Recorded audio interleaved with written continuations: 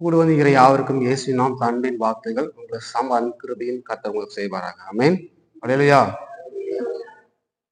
இந்த நாள கர்த்தர் வார்த்தைக்கு நம்ம ஜெபிப்போம். கண்களை மூடி. சர்வ வல்லமையுள்ள தேவனே, நன்றியோட சோத்திரிக்கிறோம், துதிக்கிறோம் ஆண்டவரே. அப்பா, இந்த காலை நல்ல வேலையை காய் மக்கள் நன்றி சோத்திக்கிறோம். ஆராதனை வேலை கர்த்தரோட கரம் கூர்ந்து திருப்பி காய் மக்கள் நன்றி. இப்போதும் உங்களோட வார்த்தைக்காக வருகிறோம். கர்த்தர் வார்த்தை எங்களுக்குள்ள கடந்து வரட்டும் ஆண்டவரே. கண்டவரே செயல்கள் திறக்கப்படட்டும் ஆண்டவரே. நீக்கக்கூடாத எல்லாத்தையும் நீக்கி நாங்களை ஜபிக்கிறோம் தகப்பனே. எங்களுக்கு உதவி செய்யும் கத்து நீக்கப்படும். ஏசின் மூலம் ஜபிக்கிறோம் பிதாவே. ஆமென். சங்கீதம் 107 அதிகாரம் அதனுடைய 29வது வசனம். சங்கீதம் 107 அதனுடைய 29வது வசனம். கொந்தளிப்பை அமர்த்துகிறார், அலைகள் அடங்குகின்றது.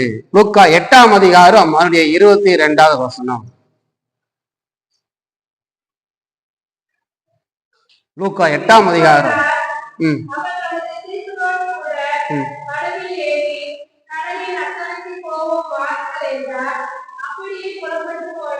23.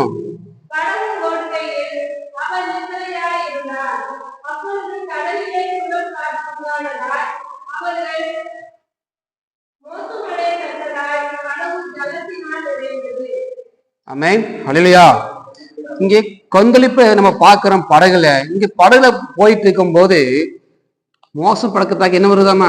ஜலத்தின் மேல் பயம். இங்க 3 விதமான காரியங்கள் வருகிறது. ஒன்று பயம் வருகிறது, இரண்டாவது விசுவாசம் இல்லாமல் போகிறது, மூன்றாவது சந்தேகம் வருகிறது. ஆமென். ஹல்லேலூயா. லூக்கா 8 அதிகாரம் 25வது வசனம். பாத்தீங்களா? விசுவாசம் இல்லாமல் போகிறது. மத்தேயு 14 அதிகாரம் 31வது வசனம்.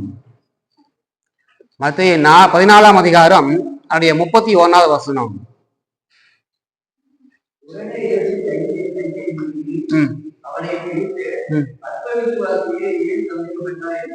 ஏன் சந்தேகப்பட்டாய் என்றார். அப்போ இங்கே கொந்தளிப்பு வருகிற போது நம்முடைய வாழ்க்கையிலே 3 விதமான காரியங்கள் நடக்கிறது. ஒன்று பயம் வருகிறது, இரண்டாவது சந்தேகம் வருகிறது, மூன்றாவது விசுவாசம் இல்லாமல் போகிறது. ஆமென். கொந்தளிப்பு வரும்போது இப்படிப்பட்ட காரியங்கள் நடக்கிறது. ஏன் பயம் வருகிறது? முதலாவது பார்க்கலாம். ஏன் பயம் வருகிறது? மத்தேயு 14 அதிகாரம் அதனுடைய 30வது வசனம்.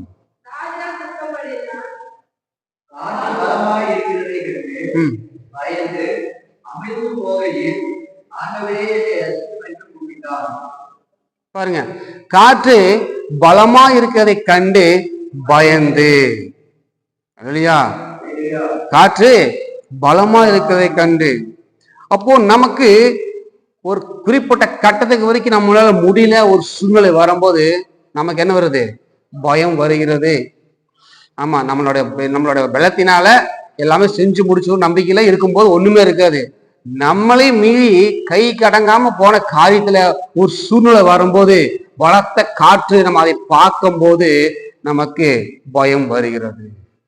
பயம் வந்து விடுகிறது. நம்மளே மீறி இது முடியாது, இது நடக்காது, இது அவ்வளவுதான், இது திருந்தாது அப்படின்னு போகும்போது பயம் ஆட்டோமேட்டிக்காக வந்து விடுகிறது. பயம் ஏன் வருது? பலத்த காற்றை நம்ம பார்க்கும்போது, நமக்கு எதிரான இருக்கிற சூழ்நிலை நம்மளுக்கு காணும் போது, நம்ம இவ்வளவுதான், இதுக்கு மேல நம்மளால மீள முடியாது என்று நம்ம என்ன நினைத்து கொண்டு நமக்கு பயம் வருகிறது. யார் நம்மளை காரி சேர்க்க முடியும் என்று பயம் வருகிறது. இரண்டாவது சந்தேகம் ஏன் வருகிறது? மத்தேயு 14 அதிகாரம் அதனுடைய 30வது வசனம்.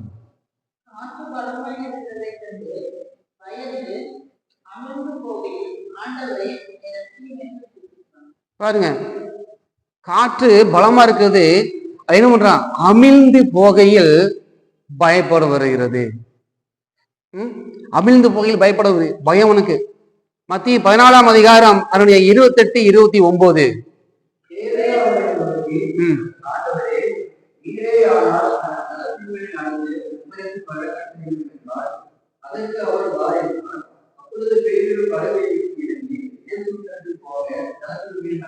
பாருங்க, நடந்து போனானா, ஜலத்தின் மேல் நடந்து போனான். அவன் ஃபர்ஸ்ட் கேட்கிறான், ஆண்டவரே நீரே ஆனால் நானும் முழுத்து நடந்து வர கட்டளை இருங்கிறான். அதுக்கு என்ன சொல்றாரு ஏசு? வா என்கிறான். நடந்து போனானா, அவன் நடந்து போய் கொண்டிருக்கையில் திடீர்னு அவனுக்கு ஒரு நினைத்து கொண்டிருக்கிறான், நான் அமிழ்ந்து மூழ்கி போனா என்ன பண்ணுவேன்? அவன் நடந்தா போறான், ஒருவேளை நான் மூழ்கி போயிட்டா என்ன பண்ணுவேன் அப்படின்னு அவன் நினைத்து கொண்ட போகையில் அவன் அமிழ்ந்து போகிறான். சந்தேகம். ஏன் சந்தேகம் வருதுன்னா, ஒரு காரியத்தை கர்த்தர் உங்களுக்கு சொல்லிட்டான்னா அந்த காரியத்தை அவர் செய்ய வல்லவரா இருக்கிறார். அவர் சொல்ற ஒரு நாளும் மாறாது. நம்ம என்ன பண்றோம், அவர் சொல்லிட்டாரு, இது செய்வாரா செய்ய மாட்டாரா, அதான் சந்தேகம். அவர் சொல்லிட்டாரு, வாண்டாரு, நீரே ஆனால் நடக்க கட்டளைங்க ஆண்டவரே, சரி வா ஆண்டாரு. இருவன் சொல்லிட்டாரு, நம்ம நடந்து போறோம், ஆனா ஒருவேளை கீழே உள்ள போயிட்டு என்ன பண்றேன்னு சந்தேகம். சந்தேகம்.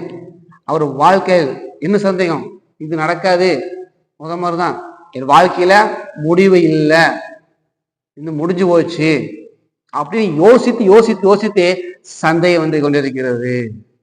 இப்ப பாருங்க, ஜலத்தில் மேல வர கட்டளையிட்டார், நடந்து போனான். அவன் நடந்துதான் போயிருக்கணும். ஏன்னா யாரு சொன்னது? இயேசு சொன்னது. ஆனா அவன் அதைய நம்பாம ஒருவேளை நான் மூழ்கி போతే என்ன பண்றதுன்னு அவனுக்கு சந்தேகம். அமிழ்ந்து போகையில் திடீர்னு சந்தேகம் வரும், இயேசு என் கூட இருக்கிறாரா இல்லையா, நான் மட்டும் தனியா கஷ்டப்படுறேனே, தனியா நான் முடியும் சுமக்க முடியலையே.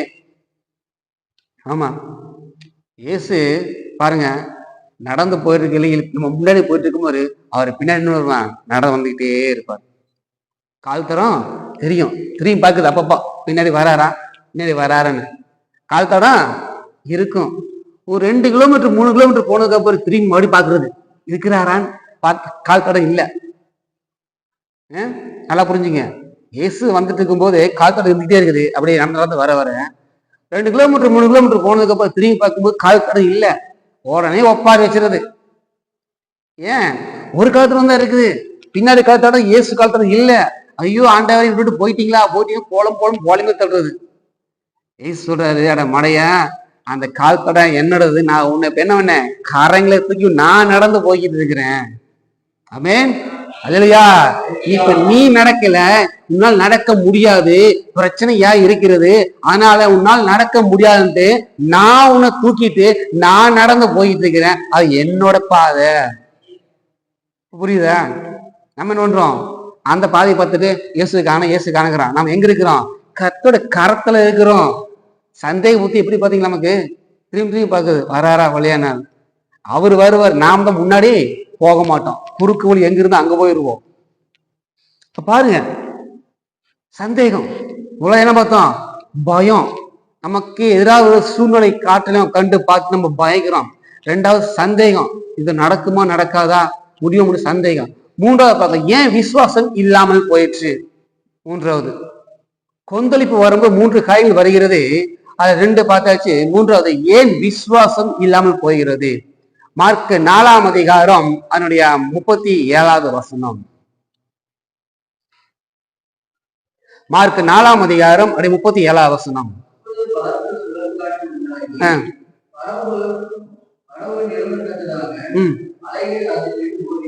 பாருங்க, போதும். பலத்த சுழற்காற்று உண்டாகி படகு நிரம்பத்தக்கதாக அலைகள். பாருங்க, இப்ப நம்ம இங்க எங்க பாக்குறோம்னா, லூக்கா இருங்கள 8ஆம் அதிகாரம் 23வது வசனம். இதை வச்சுக்கங்க, அதையும் வச்சுக்கங்க.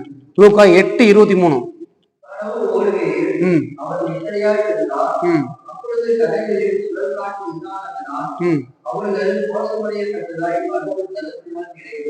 பாருங்க, படகுங்கிறது விசுவாசம், ஜலத்தில் இருந்தது பயம். அப்ப நம்ம இங்க பாக்குறோம், மத்திய 4ஆம் அதிகாரம் 37வது பார்க்கிறோம், பலத்த சுழற்காற்று உண்டாகி படகு நிரம்பத்தக்க அலைகள் மோதிச்சு. இங்க நம்ம அலைகள் பார்க்கிறோம், படகு பார்க்கிறோம். அப்ப இந்த படகு என்பது விசுவாசம். அலை என்பது பாத்தீங்கன்னா எத்தனையோ அலைகள் இருக்கிறது. ஏன் விசுவாசம் இல்லாம போச்சு? அப்படி என்ன அலை வந்து படகுல மோதிச்சு? கடன் என்கிற அலை வந்து என்ன ஆகுது? படகுல மோதுது. இப்படி மோதுது, சைட்ல மோதுது. ஆமா, வியாதி நோய் என்கிற அலை மோதுது. குடும்ப பிரச்சனை என்கிற அலை மோதுது. எதிர்காலம் இல்லாமல் இருக்கிற என்ற அலை மோதுது. வருமானம் இல்லை என்கிற அலை மோதுது. பிள்ளைகளை குறித்து என்கிற அலை மோதுது. கவலை என்கிற அலை மோதுகிறது. வாழ்க்கை என்னாகுமோ என்று தெரியல என்ற அலை மோதுகிறது. இந்த அலையில எப்படி? படகு நிரம்பத்தக்கதான அலை. நம்மளோட விசுவாசம் ஒண்ணுமே இல்லாம மூழ்கி போகும்படியான அலைகள் மோதுறதுனாலதான் விசுவாசம் இல்லாமல் போகிறது. அலடிக்கும் போது படகு அப்படியே நிற்குமா? எப்படி டான்ஸ் ஆடும்? லெப்ட் ரைட்டு இப்படி விழுந்துருவோமான்னு பார்ப்போம், அப்படி விழுக மாட்டோம். அவன் என்ன ஆகும்? இப்படி கம்முவோம், இப்படி விழுவ மாட்டோம், இப்படி விழுக மாட்டான். முன்னாடி முழுசா பாதி கீழே இறங்கிடு, அப்பவும் உள்ள போக மாட்டான். பின்னாடி இறங்கும், அப்பவும் போக மாட்டான். ஆனா என்ன ஆகும்? ஆடிக்கிட்டே இருப்போம். இப்படிதான் ஏன் விசுவாசம் இல்லாமல் போகிறது? படகு நிரம்பத்தக்க அலைகள், எத்தனையோ அலைகள் நம்ம மேல வாழ்க்கையில மோதும் போது விசுவாசம் இல்லாமல் போகிறோம். அந்த அலையை தான் பாக்குறோம். ஐயோ கடன் அலையா, அவ்வளவுதான் ஒரு ஆட்டம் ஆடிடுது. பிள்ளைகளை குறித்து கவலையா, அலையா, அந்த ஆட்டம் ஆடிடுது. வியாதி நோயை குறித்து அலை வருதா, அதை குறிச்சு என்னது? விசுவாசம் இல்லாமல் போகிறது. இப்படி பல அலைகள் படகு என்கிற விசுவாசம் மேல மோதி மோதி விசுவாசம் இல்லாமல் போகிறது. விசுவாசம் இல்லாமல் போகிறது. இதெல்லாம் படகு மேல மோதுகிற அலைகள். மார்க் 4ஆம் அதிகாரம் அவருடைய 40வது வசனம்.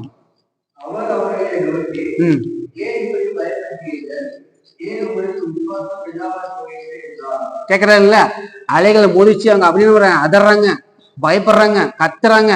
அவரு கேக்குறாரு, ஏன் உங்களுக்கு விசுவாசம் இல்லாமல் போயிடுச்சு? இந்த கடனுங்கிற அலை உங்களை மோதிச்சு, வியாதி நோய்ங்கிற அலை உங்களை மோதிச்சு, எல்லா பிரச்சனைங்கிற அலை உங்களை மோதிச்சு. ஆனாலும் உங்களுக்கு ஏன் விசுவாசம் இல்லை? இப்ப புரிஞ்சுதா ஏன் உங்களுக்கு விசுவாசம் இல்லை? கொந்தளிப்பு வரும்போது 3 விதமான கால் நடக்கிறது.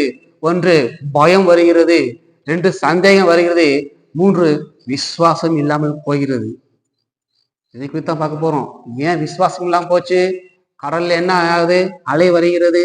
படகு மேல பல அலைகள் மோதும் போது நமக்கு அந்த அலைகள் பார்க்கும்போது விசுவாசம் இல்லாமல் போகிறது. என்னதான் ஜெபம் பண்ணாலும், என்னதான் செய்தாலும் என்னாச்சு? அலை வந்துகிட்டு தான் இருக்கு. அலைய நிப்பாட்டவே முடியல. அலைய நிப்பாட்டவே முடியல. ஆமா, ஏன் இப்படி பாட்டே இருக்கிறோம்? ஒவ்வொரு நாளும் பார்க்கிறோம், ஒவ்வொரு நாளும் ஒவ்வொரு அலை வருது. சுத்துணு பக்கமால அழக, படகு சுத்தி அலை. ஏதோ ஒரு காலம் வந்தா படகு போகும், சுத்தி 6 பக்கம் அலை வந்ததுனால எந்த பக்கம் போறதுன்னு தெரியல. இப்படி திரும்பினா கடன் அலை நிக்குது, இப்படி திரும்பினா வியாதி, இப்படி திரும்பினா என்ன வேலையே இல்லை, இப்படி திரும்பினா பெரும் பிரச்சனை. எந்த அலை பக்கம் தான் போக முடியும்? ஏதோ ஒரு அலை நின்னாதானே உள்ள போக முடியும். படகு சுத்தி இருக்குது. ஆமா, அப்போ இந்த அலைகள் எப்ப அடங்கும்? இத்தனை அலைகள் இருக்குது, இந்த எப்ப அடங்கும்? மத்தேயு 14ஆம் அதிகாரம் அதனுடைய 29வது வசனம். மத்தேயு 14ஆம் அதிகாரம் அதனுடைய 29வது வசனம்.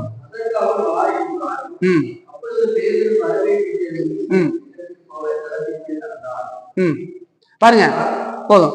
பேதுரு படகை விட்டு இறங்கி எங்க போனான்? இயேசுவிடத்துக்கு போனான். இங்க ஏற்கனவே பார்த்தா படகுன்னு பார்த்து என்ன பார்த்தோம்? படகுன்னு என்ன? விசுவாசம். அப்ப பாருங்க, யாரெல்லாம் விசுவாசம் விட்டு இறங்கி போறாங்களோ அவங்களுக்கு அப்போ எதிர்மறையான பலத்த சுழற்காற்று உண்டாகும். அதெல்லாம் யார் மேல மோதும்? பிரச்சனைங்கிற அலை மோதும். படகு விசுவாசம்ங்கிற படகை விட்டு இறங்கி போயிட்டோம்னா சுழற்காற்று உண்டாகும், அலை அடிக்கும், புயல் வரும், எல்லாம் வரும். அவன் பாரு, படகை விட்டு இறங்கி எங்க போனான்? ஏசுண்டுக்கு தான் போனான். அப்ப அவனுக்கு என்ன இல்லை? விசுவாசம் இல்லாம போயிட்டான். நம்மள அப்படிதான், ஆலயத்துக்கு வரோம், ஏத்த வாசிக்கிறோம், எல்லாம் பண்றோம், ஆனா என்ன இல்லை? வருவார் வாயில விசுவாசம் இல்லை. அவன் படகை விட்டு இறங்கி போனதுனால, விசுவாசம் இல்லாம போனதுனால அவனுக்கு என்ன வந்துச்சு? பயம் வந்தது. அமிழ்ந்து போகும்போது ஐயோ ஆண்டவரே அப்படிங்க கத்துறான், அலறான். விசுவாசம் இல்லாம போச்சு, சந்தேகம் வந்துருச்சு. கர்த்தருடைய பிள்ளைகளுக்கு சந்தேகம் ஏன் அதிகமா வரும்னா, விசுவாசம் இல்லாம சந்தேகம் வரும். நம்பிக்கை இல்ல, நம்பிக்கை இல்லாம போது என்ன ஆகும்? சந்தேகம் வரும். ஆமா, இது நடக்குமா நடக்காதா, நம்பிக்கை வச்சுட்டோம்னா என்ன வராது? விசுவாசம் ஸ்ட்ராங்கா இருக்கும். நம்பிக்கை மட்டும் இல்லைன்னா நீ என்ன சொன்னாலும் சரி நம்பவே மாட்டாங்க. பிரதர் கர்த்தரோட வார்த்தை இப்படி வருது பிரதர்னா நம்பவே மாட்டாங்க.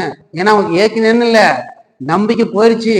விசுவாசம் இல்ல, விசுவாசம் இல்லாத சந்தேகம் எது வரைக்கும் உன்னோட மாரடிப்பேன் போடிப்பேன் எல்லாம் சொல்லி கிடக்குறாரு பாருங்க அவரே. அப்போ ஒரு விசுவாசத்தை வளர்ப்புறது என்னன்னா இந்த மாதிரி காரியங்கள் தான்.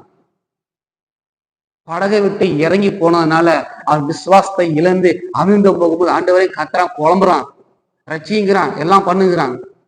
அப்ப விசுவாசியை ஏன் சந்தேகப்பட்டாய்? படகு விட்டு இறங்கவே கூடாது, விசுவாசத்தை விட்டு இறங்கவே கூடாது.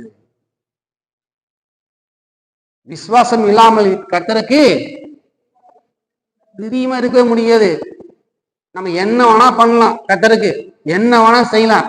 ஆனா விசுவாசம் செஞ்சோம்னா செஞ்சதெல்லாம் வேஸ்ட், பிரியமே இல்லை. நம்ம என்ன பண்றோம்? பிரியமெல்லாம் செஞ்சுட்டு இருக்கிற மாதிரி.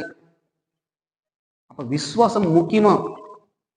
அப்போ இந்த விசுவாசத்தை முக்கியத்துக்கு நம்ம என்ன செய்யணும்?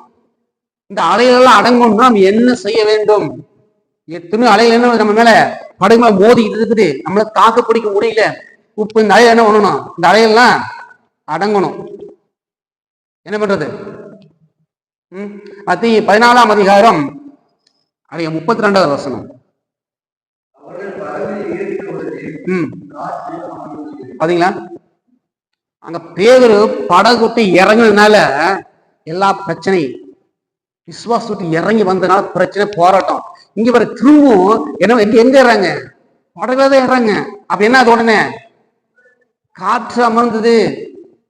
நம்ம விசுவாசத்துல இன்னும் வலுவாக ஏறும் போது எல்லா அலையிலும் காற்றும் அமர்ந்து விடும். அலையிலையா விசுவாசம் இல்லாம ஒண்ணுமே நடக்காது. பிரச்சனைங்கிற அலையை அடங்கணுமா, போராட்டங்கிற அலையை அடங்கணுமா, நீங்க எங்க விட்டு இறங்கிக்கிறீங்க? பஸ் விட்டு இறங்கி போன மாதிரி நீங்க படகு விட்டு இறங்கிட்டீங்க. திரும்ப அந்த படகுக்கு நீங்க ஏறுங்க. திரும்ப என்ன பண்ணுங்க? கர்த்தரை விசுவாசமா வைங்க, அவரை விசுவாசிங்க. திருப்பி இவர் செய்யக்கூடும், இவரால் செய்யக்கூடாத காரியம் ஒன்றுமே இல்லை. தேவனால எல்லாம் கூடும். வசனமெல்லாம் இருக்கு, வசனம் படிப்போம், ஆனா அது என்ன பண்றது இல்ல? விசுவாசிக்கிறது இல்லை. தேவனால் எல்லாம் கூடும் என்று விசுவாசித்தால் அது எல்லாமே அவரால் கூடும். இல்ல இது மட்டும் தான் அவரால் செய்ய முடியும், இது அவரால் செய்ய முடியாதுன்னு அப்படிலாம் கிடையாது. அவர் சர்வ வல்லமை உள்ளது. ஆமென். அவர் சர்வத்தையும் ஆளுகை செய்கிறவர். இந்த வானத்தை பூமி உண்டாக்கின சர்வ வல்லமை உள்ள தேவன். அவரை செய்யக்கூடாத காரியம் ஒன்றுமே இல்லை. பாருங்க, அப்ப அப்படிப்பட்ட காரியம் என்னன்னு விசுவாசிக்க வேண்டும். படகை விட்டு இறங்கிட்டீங்களா? விசுவாசம் இறங்கிட்டீங்களா? எனக்கு எதுவுமே நடக்கல, வாழ்க்கை நடக்கல, என் போராட்டம் இப்படியே இருக்கிறது, நீங்க என்ன நம்பி என்ன பிரயோஜனம்? சரி போ அப்படின்னு விசுவாசத்தை இறங்கிட்டீங்களா? இந்த படகு விட்டு இறங்கிட்டீங்களா? திரும்ப இந்த படகுல ஏறுங்க. என்ன பண்ணுங்க? திரும்ப பஸ் பிடிச்சு போங்க, அப்பதான் போய் சேர முடியும். திரும்ப அந்த விசுவாச படகுல ஏறும் போது உங்களை சுற்றி அந்த படகுல அடிப்பட்ட எல்லா அலைகளும் அடங்கிவிடும். ஆமென். இல்லையா? அவர்கள் படகுகள் ஏறின உடனே காற்று அமர்ந்தது. நான் சொல்றேன்னா அமர்ந்ததுன்னு அங்க அப்படித்தான் படகு ஏறினா அமர்ந்துச்சு. ஏன் படகு ஏறாம அமர வேண்டானே? ஏறின உடனே அங்க எவ்வளவு ஸ்பீடு பாத்தீங்களா? ஏறின உடனே அமைஞ்சிருச்சு. அப்படி உடனே இப்ப இந்த வார்த்தை உங்களுக்கு வரும்போது எதெல்லாம் உங்களோட மனசுல இல்லாம முடியாம போன காரியத்தை நீங்க விசுவாசம் படகு இறங்கிட்டா உடனே படம் ஏறுங்க. அதெல்லாம் கட்டு திரும்ப உங்களுக்கு கொடுப்பார். ஆமென். அல்லையா? எது முடியாது காரியங்கள் இருந்தீங்களோ நீங்க இப்ப படகுல விசுவாசம் படகுல ஏறுங்க. கர்த்தர் அதை வாய்க்க பண்ணுவார். உங்களை சுற்றி இருக்கிற எல்லா அலையிலும் அது நின்று போயிடும், அமர்ந்து போயிடும். அல்லையா? யோபு 42 வசனம். நீ செய்ய நினைத்ததே தடைபடாது என்று அவன் பாருங்க, அந்த கடைசி வார்த்தை தான், அறிந்திருக்கிறேன். அவர் சகலத்தையும் செய்ய வல்லவர். அவர் செய்ய நினைச்சது தடைபடாது. ஒண்ணு. ரெண்டாவது என்ன? அறிந்திருக்கிறேன். அந்த அறிந்திருக்கிறேன் உங்களுக்கு இருக்கு அந்த மாதிரி இருக்கா? அறிந்திருக்கிறேன், அவர் எனக்கு செஞ்சது, எனக்கு சொன்னது எதுவுமே தடைப்படாது அப்படின்னு அறிஞ்சிக்க முடியுமா? அதுதான் விசுவாசம் இல்லை. நம்ம படகு விசுவாச படகுக்கு இருக்கும்போது அறிஞ்சிக்க முடியும். பாத்தீங்களா, அவனுக்கு எவ்வளவு பிரச்சனை, எவ்வளவு போராட்டம், எத்தனை அலைகள். பிள்ளை இல்ல, பிள்ளை இறந்து விட்டார் என்ற அலை மோதிச்சு. அவனுக்கு எல்லா சொத்து எல்லாம் அழிஞ்சு போச்சு என்கிற அலை அவனுக்கு மோதிச்சு. கடைசி என்னாச்சு? குடும்பத்துல ஒரு ஆள் எழுப்பி விட்டு மனைவி மூலமா ஒரு பிரச்சனை அலை மோதிச்சு. எதன் மேல? படகு மேல. கடைசி வரைக்கும் அவன் ஆண்டவரை தூசிக்கவும் இல்லை, அந்த படகு விட்டு அவன் இறங்கவும் இல்லை. அப்படின்னா விசுவாசத்தை விட்டு அவன் இறங்கவும் இல்லை. ஏன் அப்படி அவன் இருக்கிறான்னா, தேவரே நீ சகலத்தையும் செய்ய வல்லவர், நீ சின்னத்தில் தடைபடாது என்று அவன் அறிஞ்சிருக்கிறான், விசுவாசிருக்கிறான், உறுதியா இருக்கிறான். அதனால என்ன அளவு வந்தாலும் சரி, என்ன பிரச்சனை போனாலும் சரி, நான் படகை விட்டு இறங்க மாட்டேன். ஆமீன் சொன்னா பார்த்தாரு, இறங்கக்கூடாது, இறங்கக்கூடாது. ஆமா, கோயம்புத்தூர் டிக்கெட் எடுத்துட்டு பல்லடத்துல இறங்கிட்டு என்ன கோயம்புத்தூர் போக முடியுமா? கோயம்புத்தூர்ல சரி கூட்டமா பஸ்ல இருக்குது, நிக்கவே இடம் இல்லை. என்ன பண்ணிட்டோம்? ஏறிட்டோம். என்ன பண்ணணும்? டிக்கெட் கொடுத்து வாங்கிடுச்சு. கோயம்புத்தூர் போய்தான் ஆகணும். கூட்டமா இருக்குது, அப்படியே இடம் இல்லை, சீட் இல்லை, நம்ம எங்க போக முடியுமா? இங்க ஒரு ஸ்டாப் வருது பல்லடத்துல, அப்பா இங்க இறங்கிட்டு என்ன ஆகும்? அவ்வளவுதான். நம்ம குறிப்பிட்ட நேரத்துக்கு போக முடியுமா? அடுத்த பஸ் இருக்குது, எல்லாமே இருக்குது, உட்காந்து போகலாம். ஆனா நம்ம நினைச்ச நேரத்துக்கு அங்க போக முடியுமா? முடியாது. அதுதான் பிரச்சனை. நீ ஏறி வீட்டீர்கள், நீ போய்தான் ஆகணும். இல்ல இல்ல இந்த படகுல எனக்கு ரொம்ப டேஞ்சரா இருக்குது, சுத்தி சுத்தி அலை வருது, கணவன் பிரச்சனை வந்துட்டு இருக்குது, மனைவி பிரச்சனை, புள்ள பிரச்சனை, வருமான பிரச்சனை, எல்லா பிரச்சனையும் மோதுது, என்னால படகுல போக முடியல. இறங்கிட்டீங்கன்னா சுழற்காற்று வரும், சுழற்காற்று வரும், அமிழ்ந்து போகிற சூழ்நிலை வரும், பயம் வரும், சந்தேகம் வரும். ஆண்டவரே உங்களை நம்பி தானே வந்தேன், இப்படி பண்ணிட்டீங்களா, என்ன வரும்? அவர் மேல சந்தேகப்படுவோம். கை விட்டுட்டீங்களே ஆண்டவரே. அவர் தான் படகு ஏற சொல்றாரு. விசுவாசம் படகுல ஏறி நான் கூட்டிட்டு போறேங்கிறாரு. நீ படகும் ஏற மாட்டீங்க, விசுவாசிக்க மாட்டீங்க, பயப்படாமலும் இருக்க மாட்டீங்க, எல்லாமே செய்வீங்க. ஆனா அவங்க கூட்டிட்டு போகணும். அது சொல்றாரு. அந்த ஒரு நாள்ல அவர் சீசனை பார்த்து, வாருங்க அக்கறைக்கு போவோம். இந்த பூமியை விட்டு நம்ம அக்கறைங்கிற பரலோகத்தை போறதா கூப்பிடுறாரு வான்னு சொல்லி. இதன் மூலியமா படகுங்கிற விசுவாசத்து மூலியமா போகிறோம். ஏறணுமா படகுல? ஏறினாங்க. ஏறும்போது என்னாச்சு? ஒண்ணுமே இல்லை. எங்க போகும்போது பிரச்சனை? பாதி வந்தாச்சு, இன்னும் கொஞ்சம் தான் இருக்குது. இன்னும் கொஞ்சம் போறதுக்குள்ள என்ன பிரச்சனை, என்ன போறப்பா, நான் ஏன் தான் ஆண்டை ரசிச்சாரோ, ஏன் தான் என்னை கூப்பிட்டாரோ, நான் என் குடும்பத்துல நான் அப்படியே இருந்திருப்பேன். ஆடு மாடு மாதிரி ஓடிட்டு. நான் வீட்டுல ஃபர்ஸ்ட் எப்பொழுதும் தெரியுமா, நான் தான் செல்ல புள்ள, என்னை அப்படி தூக்கி தூக்கி வளர்த்துனாங்க. என்னைய எனக்கு ஒரு கோடையும் அப்ப இருக்காது. நான் அப்படி வளர்ந்தேன், தெரியாம வந்து வந்துட்டேன், எனக்கு ஆண்டு கூட்டு வந்துட்டாரு. அப்படியா? அழைத்தவர் உண்மை உள்ளவர். ஆமீன். உங்களை அழைத்த அழைப்பும் கிருபை வரங்களும் மாறாதவே. ஆமா, ஆபிரகாம் அழைச்சாரு, கைவிட்டாரா? எங்க போறன்னு தெரியல. ஏறாம் பாருங்க படகுல, விசுவாசம் படகுல எங்க விட்டாரு? அக்கறைக்கு போன சொன்னா கூட்டி போய் அக்கறைக்கு விட்டு விட்டார். படகுல ஏறிட்டீங்க, ஏதோ ஒரு சூழ்நிலை, ஏதோ ஒரு காரணம், என்ன முடியல, இறங்கி இருப்பீங்களா? இறங்கி இருக்கலாம். இந்த நாள்ல கத்துற வார்த்தை மீண்டும் உங்களுக்கு வருகிறது. நீங்க மீண்டும் நீங்க படகை ஏறுங்க. விசுவாசங்க படகை நீ ஏறும் போது பயம் வராது. படகுல யாரு இருக்கிறா? இயேசு இருக்கிறாரு. ஆமா, படகுக்குள்ள இயேசு இருக்கிறாரு. அவரை ஏற விட்டுட்டு இறங்கி வந்து என்ன ஆகும்? ஒண்ணும் பண்ண முடியாது. அவர் இருக்கிறாரு. விசுவாசம் நீங்க வைக்கும் போது உங்க விசுவாசம் பார்த்து அவர் உங்களுக்குள்ள இருக்கிறார், உங்களுக்கு அவர் கிரியை செய்கிறார். அவர் செய்த எல்லா அதிசயத்திலும் அற்புதத்திலையும் அவர் எதுவுமே தானா அவர் எதுவுமே செய்யல. எல்லாத்தையும் கேட்கிறாரு, விசுவாசிக்கிறியா, விசுவாசிக்கிறியா, அப்படி கேட்டு கேட்டுதான் செய்யறாரு. இல்லாண்டவரே நான் டாக்டர் இருக்கிறேன், நான் பாத்துக்கிறேன், அவர் போயிடுவாரு. விசுவாசம் வேணும். ஒரு மனுஷனுக்கு விசுவாசம் இருக்கும்போதுதான் கர்த்தரே கிரியை செய்ய முடியும். கர்த்தருடைய சொந்த ஊரு தான், சொந்த வீடு தான், எல்லாமே இருந்துச்சு. கூட தம்பி கூட என்ன பண்ணாங்க? ஏமா பேசினாங்க. ஆமாமா, பிரபலப்படுத்துற யாருமே அதிசயம் செய்யறோம், நீ போய் செய்வோம் அப்படி ஏன் பேசுனாங்க. விசுவாசம் இல்லைன்னா அந்த ஊர்ல ரெண்டு அதிசயம் செஞ்சுட்டு அவர் பாட்டுக்கு போயிட்டார். சொந்த ஊரு தான், சொந்த வீட்டுக்குள்ளே என்ன பண்ண முடியல, அதிசயம் அற்புதம் செய்ய முடியல. ஏன்? விசுவாசம் இல்லை.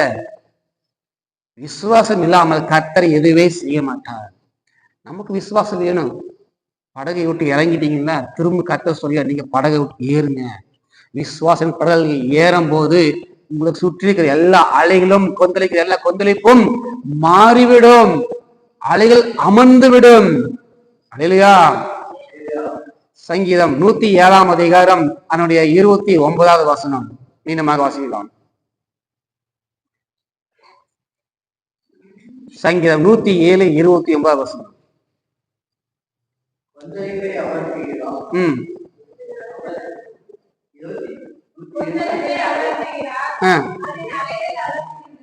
பாருங்க, கொந்தளிப்பை அமர்த்துகிறார், அதன் அலைகள் அமர்ந்திருக்கிறது. பாருங்க, இந்த நாள் கர்த்தருடைய வார்த்தை உங்களுக்காக வருகிறது. அவர் கொந்தளிப்பை அமர்த்திருக்கிறார். ஆமென். வாழ்க்கையில் இருக்கிற என்னன்னா கொந்தளிப்பு, அத்தனை கொந்தளிப்பும் அவர் அமர்த்துகிறார். அதன் அலைகள் பார்த்தீங்கன்னா, கொந்தளிப்பா வருகிற அலைகள், பிரச்சனை போட எல்லாவற்றையும் அவர் அமர்த்துகிறார். முதலாவது பார்த்தோம், அந்த அலை எப்படி அமர்த்த வேண்டும். விசுவாச படகுல நம்ம போகணும். கர்த்தரை விசுவாசிக்கும் போது நம்மை மோதி வருகிற எல்லா அலையிலும் அவர் அமர்த்துகிறார். அல்லேலூயா. மேல வார்த்தை பார்ப்போம், கொந்தளிப்பை அவர் அமர்த்துகிறார். ஆமா, கொந்தளிப்பு. அதுக்கு நம்ம என்ன செய்யணும்? கொந்தளிப்பு நமக்கு அமர்த்தணும்னா, அந்த கொந்தளிப்பு இல்லாத இருக்கணும்னா நாம என்ன செய்ய வேண்டும்? அல்லேலூயா. லூக்கா 8ஆம் அதிகாரம் 24வது வசனம்.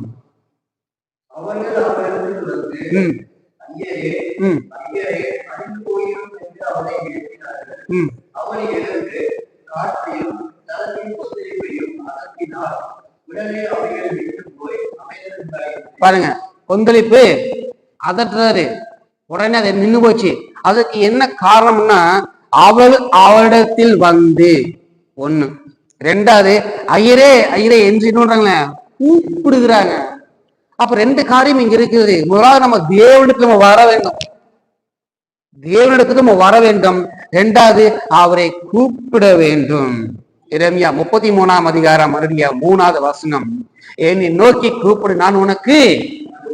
ஆமா, அவர் நோக்கி கூப்பிடணும். வாழ்க்கையில கொந்தளிப்பு இருக்கிறது, என்னோட பலத்தில என்ன வேணா செய்வேன், என்ன வேணா பண்ணுவோம்னா அவர் எதுவுமே செய்ய மாட்டாரு. இந்த வருடத்தின் வாக்குத்தத்தம் என்ன?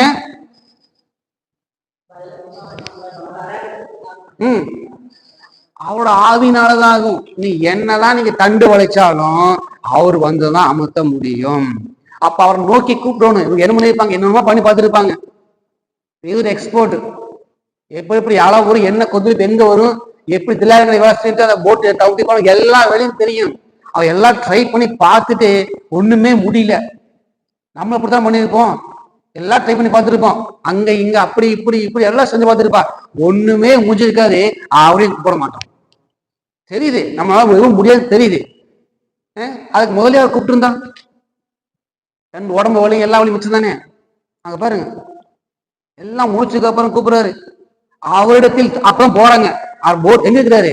அவர் அங்கதான் இருக்கிறாரு. அப்பதான் அவரிடத்தில் போய் ஐயரே ஐயரே எழுந்துருங்க எழுந்துருங்க அப்படிங்கிறாரு. அவரை கூப்பிட்டார்கள். அவர் எழுந்து கொந்தளிப்பை அதட்டினார். அது நின்று போச்சு.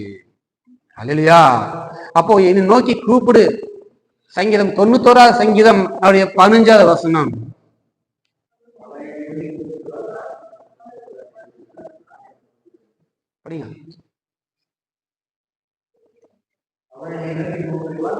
அவன் என்னை நோக்கி கூப்பிடுவான்.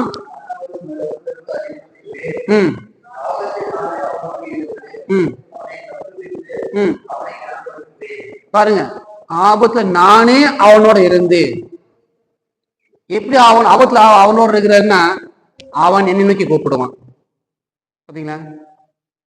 நம்ம கொந்தளிப்பு இருக்குன்னு தெரியும், பிரச்சனை இருக்குன்னு தெரியும், போராட்டத்துக்கு தெரியும். ஆனா இதெல்லாம் என்ன பண்ணுவோம்? அவரை கூப்பிடவே மாட்டோம், அவர் பக்கத்துக்கு போகவே மாட்டோம். அவர்கிட்ட போக மாட்டோம். அவரிடத்தில் வந்து ஐயரே என்று கூப்பிட்ட போது என்ன அவரு அதட்டினார். இங்க பாருங்க, அவர் ஏன் நம்பிக்கை, ஒரு விசுவாசம் உள்ள ஒரு கிறிஸ்துவ விசுவாசமா கத்தோட பிள்ளை அவன் என்னை நோக்கி கூப்பிடுவாங்கிறார். புரிஞ்சுதா? அல்லேலூயா. விசுவாசம் உள்ள ஒரு கத்தோட பிள்ளை பிரச்சனை போராட்டம் அலைகள் எழும்பும் போது கொந்தளிப்பு வரும்போது உடனே என்ன அவன் என்னை நோக்கி கூப்பிடுவான். ஏன் கூப்பிடுவானா? அவன் ஆபத்துல இருக்கிறான், ஒரு கொந்தளிப்புல இருக்கிறான், ஒரு பிரச்சனையில் இருக்கிறான், பிரச்சனைங்கிற அலை போராட்டம் இருக்குது. அப்போ அவன் என்னை நோக்கி கூப்பிடுவான். நான் அவனுக்கு மறு உத்தரவு கொடுப்பேன். ஆபத்துல நானே அவனோட இருந்து அவனை தப்பு வைப்பேன். எது கூப்பிடுறான்? ஏதோ பிரச்சனை கூப்பிடுறான். கூப்பிடாம இப்படி போய் ஆபத்து நிற்க முடியும்? விசுவாசம் கூப்பிடுவோம்ல. ஏன் விசுவாசம் இல்லாம போச்சு? இப்ப கேட்கிறாரு, விசுவாசம் இல்ல சந்ததியே எது வரைக்கும் நான் உங்க ஓட சுத்திட்டு இருப்பேன் வர வரைக்கும். மாறுபட சந்திக்கிறாரு, அற்ப விசுவாசிங்கிறாரு, இப்படிதான் கூப்பிடுறாரு. விசுவாசம் இருக்கிறவனுக்கு பயம் இருக்காது. ஏன்? கர்த்தர் நம்மோடு இருக்கிறார், பயம் இருக்காது. விசுவாசம் இருக்கிறவனுக்கு சந்தேகம் வராது. அவர் சொன்ன செய்வர். கர்த்தர் எனக்காக யாரும் செய்து முடிப்பார். அந்த விசுவாசம் இருக்குதா? எனக்காக செய்து முடிப்பார்னு ஒரு பசங்க போல சொல்லிப்பாங்க தெரியுமா? 2 பேரும், எங்க அப்பா எனக்கு என்ன வாங்கிட்டு வருது தெரியுமா? ஊருக்கு போய்க்கிறார், வாங்கிட்டு வருவார். ஏன் நம்பிக்கை? அப்பா வாங்கிட்டு வருவாரு தெரியும், அதனால அவங்க போல சொல்லுது நம்பிக்கையோட. இன்னும் போல சொல்லுது, உங்க அப்பா வாங்கிட்டு வர, எங்க அப்பா என்ன வாங்கிட்டு வர மாட்டேங்கிறார். ஏன்? விசுவாசம் இல்ல. தன் அப்பா மேல அவனை வைக்கிற நம்பிக்கைய விசுவாசம் அப்படியே பார்த்து பண்ணும். விசுவாசிக்கிறியா? ஆமாண்டவரே, அப்படியே ஆக கடவுது. நீ எதெல்லாம் நீங்க நடக்காத காரியத்துல பாடல்கள் இருந்து இட்டு இறங்கி திரும்ப நீங்க பாடுவதற்கு நீங்க விசுவாசத்தோட ஆண்டவர் இதெல்லாம் நடக்கும் என்று நீங்க விசுவாசிக்கும் போது கர்த்தர் சொல்லுகிறார், அது அப்படியே ஆக கடவுது. ஆமென். அல்லேலூயா. வருகிற நாட்களே நீங்கள் எதெல்லாம் நடக்காது என்று காரியத்திலே நீங்கள் நடக்கும் என்று விசுவாசிக்கும் போது கர்த்தர் சொல்லுகிறார், அப்படியே ஆக கடவுது. விசுவாசிக்கிறது எல்லாம் சொல்லுங்க கூடும். அப்ப விசுவாசம் ஏதாவது கூடுமா? அப்ப ஏன் படகுட்டு இறங்கி போனீங்க? படகுல கூடும்ல. படகு இருந்தா மட்டும்தான் எல்லாம் கூடும். படகுங்கிற விசுவாசம். அது விசுவாசம் நீங்கள் டிராவல் பண்ணும் போதுதான் எல்லாமே கர்த்தர் வாய்க்க பண்ணுவார். அல்லேலூயா. ஆபத்துல நானே அவனோட இருந்து அவனை தப்பு வைக்கிறாரு. இல்லையா? அப்ப கொந்தளிப்புனா என்ன? அலையை பார்த்தோம். என்ன அலையச்சு? எத்தனை அலை இருக்குது? கணக்கில்லாத அலை. பல பிரச்சனை போட்டிருக்கிற அலை நம்ம படகு விசுவாசத்துல மேல மோதுது. நம்ம விசுவாசத்தை வலுவலக பண்ணதுக்காக அந்த அலைகள் மோதுகிறது. அடுத்தது மேல பாக்குறோம், கொந்தளிப்பு அவர் அமர்த்துகிறார். கொந்தளிப்புனா என்ன? 2 விதமான கொந்தளிப்பு இந்த பூமியில இருக்கிறது. முதலாவது கொந்தளிப்பு அது வானத்திலே இருக்கிறது. 2வது கொந்தளிப்பு கடல் கொந்தளிப்பு. இது எல்லாத்துக்குமே தெரியும். அப்போ வானத்துல ஒரு கொந்தளிப்பு வந்ததுன்னா வானத்துல என்ன போகுதுங்க? பஸ் போதா? வானத்துல பஸ் போதா? ஆகாயத்துல பஸ் போதுல? பஸ் போகலையா? வானத்துல என்ன போகுது? வானத்துல ட்ரெயினா? போயிடும். 3000 அடி 4000 அடி போகும்போது பாத்தீங்கன்னா அது போகிற பாதையிலே கொந்தளிப்பு வரும். உண்மையா கொந்தளிப்பு வரும். இந்த பிளைட் ஓட்டுறவங்களாம் பார்த்து ரொம்ப கஷ்டப்படுவோம். நம்ம நினைக்கிறோம் பிளைட்டு சார்லன்னு போலான்னு. ஆனா அங்க போற இடத்துல வான மண்டலத்துல நீரோட்டங்கள் எல்லாம் ஒரு காற்று சுழற்சியாக மாறி அதுக்கு தடையா செய்து பல போராட்டங்கள் வந்து அது கொந்தளிப்பாக மாறுகிறது. பிளைட் ஓட்டவே முடியாது. இங்க நம்ம என்ன பண்றோம்? 4 பக்கம் சொல்றோம், 4 திசை சொல்றோம். அங்க ஆகாயத்துல 12 திசை இருக்குது. 12 திசையில என்ன பண்ணுமா? காத்து தாறுமாறா வரும். கொந்தளிப்பா தான். காற்று மாற்றம், பாதி வடாவிடாய் காற்று மாற்றம். 12 விதமான திசையில இருந்து காற்று அழுத்தம் வருகிறது. அந்த பிளைட் ஓட்டவே முடியாது. கொந்தளிப்பு. ஒரு பக்கம் காத்து இப்படி இழுக்கும், ஒரு பக்கம் அப்படி இழுக்கும். 12 திசையிலும் காத்து இழுக்கும். அந்த பிளைட் ஓட்ட முடியாது. ஆனா அது சாமானியமாக பிளைட் போறது அது என்னோடமா அதுல தப்பித்து கொண்டு வெளியே வந்து இந்த கொந்தளிப்பு விட்டு நார்மலான ஒரு பருவத்துக்கு வந்து விடுவார்கள். இது ஆகாய மண்டலத்துக்கு தானே கொந்தளிப்பு. 2வது கடல் கொந்தளிப்பு. இது எல்லாத்துக்குமே தெரியும், ட்ரிபுலன்ஸ். ஆமா, அந்த கடல்ல பாத்தீங்கன்னா அலை அப்படியே கொந்தளிக்கும். போட்டு போக முடியாது, கப்பல் போக முடியாது. 6 திசையிலிருந்து அது காத்த கொந்தளை படிக்கும். எப்படியுமே போக முடியாது. அது என்ன பண்ணுமா? மூழ்கடிச்சு விடும். ஆவிக்குரிய வாழ்க்கையில விசுவாச படகுல இந்த கொந்தளிப்பு வருகிறது. எந்த பக்கம் கீழே தள்ளலாம், படகு எப்படி நேரம் போமா, அடிதான் போவோம் போகுது. அப்ப எந்த பக்கம் வேணா தள்ளலாம். நம்மளை சுற்றி என்ன இருக்குது? கொந்தளிப்பு. நம்ம போகக்கூடிய பாதை தடைசியதான் இந்த கொந்தளிப்பை கர்த்தர் அதுக்கு செய்கிறார். இல்லையா? வான மண்டலத்துல போடுகிற பொல்லாத சேனை நீங்க போகிற காரியங்களே உங்களுக்கு கொந்தளிப்பின் மூலமாக உங்களுக்கு 3 விதமான காரியங்கள் அவன் போடுகிறான். ஒண்ணு, கர்த்தர் விசுவாசத்தை உங்களுக்கு இழக்க பண்ணுகிறான். 2வது பயத்தை போடுறான். 3வது சந்தேகத்தை போடுறான். இந்த 3 காரியம் ஒரு மனுஷனுக்கு இருந்ததுன்னா கர்த்தரத்துல போக முடியாது. கர்த்தர் நம்ம அழைத்த அக்கறைக்கும் போக முடியாது. அதுக்கு என்ன பண்ணணும்னா இந்த கொந்தளிப்பு அவன் போட்டான்னா நம்ம அதுல இருந்து மீள முடியாது. அந்த சூழ்நிலை நாம் கர்த்தரை நோக்கி கூப்பிட வேண்டும். கர்த்தாவே கூப்பிடணும், எனக்கு இறங்குங்க ஆண்டவன். அவரு தான் கொந்தளி பண்ண முடியும், அதட்ட முடியும். பேதுரு பாருங்க, எத்தனை பேர் சீசர்கள் கண்டு வளைச்சாங்க, ஏதோ பண்ண முடிஞ்சுதான்? போட்ல படகுல கொந்தளிப்பு ஒண்ணுமே பண்ண முடியல. யாரு வந்தா? 4ஆம் ஜாமத்துல கர்த்தர் இயேசு வந்து அவர் வந்து என்ன பண்ணாரு? காற்றையும் கடலையும் அதட்டினார். இறையாதே, அமைதியா இரு. வாழ்க்கையில ஒரு சந்தோஷமான ஒரு அமைதியான சூழ்நிலை வேணுமா? அவரை நோக்கி கூப்பிடுங்க. என்னை நோக்கி கூப்பிடு. உனக்கு என்ன பிரச்சனை? உனக்கு உத்தரவு இல்லையா? ஆண்டவரே எனக்கு இந்த காரியம் எனக்கு உத்தரவு இல்லை, பதில் கிடைக்கலையா? அவர் நோக்கி கூப்பிடுங்க, அவர் உங்களுக்கு உத்தரவு கொடுப்பார். உங்களுக்கு எந்த காரியத்தை உங்களுக்கு பதில் வரல, அவர் நோக்கி கூப்பிடுங்க, உடனே பதில் வரும். ஆமென். ஆமா, பாருங்க, இந்த மெசேஜ் எடுக்கும்போது இது இருக்குல்ல, 2 விதமான மெசேஜ் எனக்கு வசனம் எனக்கு ஞாபகம் வந்துச்சு. இது எடுக்கலாமா, எடுக்கலாமா, எடுக்கலாமா, எடுக்கலாமா, ஒரே குழப்பம். 2 வசனம் தான். இருந்தாலும் என்ன மெசேஜ் எடுக்குன்னு தெரியல. ஒரு வார்த்தை வந்திருந்தா எடுக்கலாம், 2 வந்து இருக்குது, 2 நல்ல வார்த்தை தான், 2 எது எடுக்குன்னு ஒரே தெரியல. சொன்னாங்க, ஜோம் பண்ணுங்க, அவர்கிட்ட போய் கூப்பிடுங்க அப்படின்னு. அப்புறம் ஆண்டவரே போய் ஜோம் பண்ண அவர்கிட்ட போய், ஆண்டவர் என்ன வார்த்தை ஆண்டவரே? உடனே இந்த அங்கீயத்துல இந்த வார்த்தை, கொந்தளிப்பை அமர்த்துகிறார், அலைகளை அமர்த்துகிறார். ஓகே, மனசுல என்ன நினைச்சு ஒரு சமான் கிடைச்சது, இந்த வார்த்தை தான் கொடுக்கணும். ஏன் நம்ம ஜனங்களிடத்துல விசுவாசத்துல பயம் இருக்கிறது, விசுவாசம் இல்லாமல் இருக்கிறது. அடிக்கடி என்ன வருது? சந்தேகம் வருது. நான் போவேனா மேல, அந்த சந்தேகம் கூட இருக்குது. பண்றதெல்லாம் பண்ணிட்டு நான் மேல போவேன் ஆண்டவரே, நான் வருவேன் ஆண்டவரே, அவரே போய் கூப்பிடுறது. ஆண்டவரே எப்படியாவது இழுத்துக்கீங்க ஆண்டவரே மேல, நீங்க இப்படிலாம் கேட்கறது. சந்தேகம் வரக்கூடாது. 2க்கும் அடித்தளம் என்ன? விசுவாசம். விசுவாசம் மட்டும் இருந்துச்சுன்னா பயம் வராது, சந்தேகம் வராது. நம்ம என்ன அலை அடைச்சாலும் சரி, கர்த்தர் நம்ம போர் இருக்கிறார், நம்மளை ஒன்றும் சேதப்படுத்த முடியாது, ஒன்றும் சேதப்படுத்த முடியாது. அப்ப என்ன பண்ணணும்? கொந்தளிப்பு அவர் அதட்டுகிறார், அது நின்று போகிறது. அலையில் அவர் அமர்த்துகிறார்.